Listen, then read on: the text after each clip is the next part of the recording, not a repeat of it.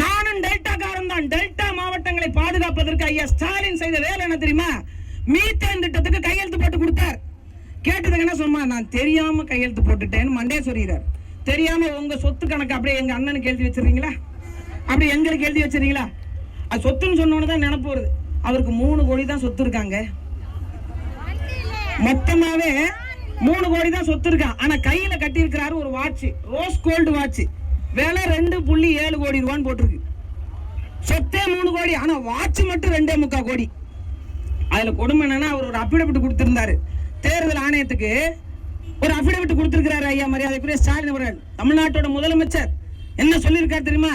இதெல்லாம் உண்மையிலே கண்டனத்துக்குரியது, கண்டிக்கக்கூடியது. தமிழ்நாட்டு மக்களை பார்த்து நான் கேட்கிறேன், ஒரு முதலமைச்சருக்கு சொந்தமா கார் இல்லைங்க, வயிறா எரியுது எனக்கு. 4 பேர் சேர்ந்து காசு போட்டு ஒரு கார் வாங்கி கொடுங்க. எங்க அண்ணன் ஜெயிச்சு வந்துட்டாருன்னு வச்சுங்க, முதல் வேலையா முதலமைச்சர் கார் வாங்க. முதலமைச்சர் கார் தான். கார் இல்லையாங்க.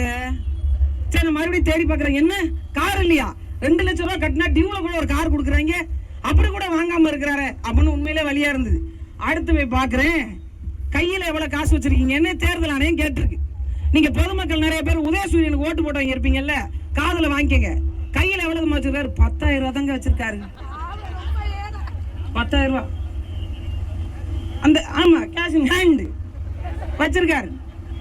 உண்மையிலே சொல்லணும்னா இப்ப இந்த டயலாக் ரொம்ப ஃபேமஸ் ஆயிடுச்சுன்னு நினைக்கிறேன். Cash in hand. Cash at bank எவ்வளவு தெரியுமா? 40,000 ரூபாய். பேங்க்ல 40,000 ரூபாய் வச்சிருக்கிறாரு.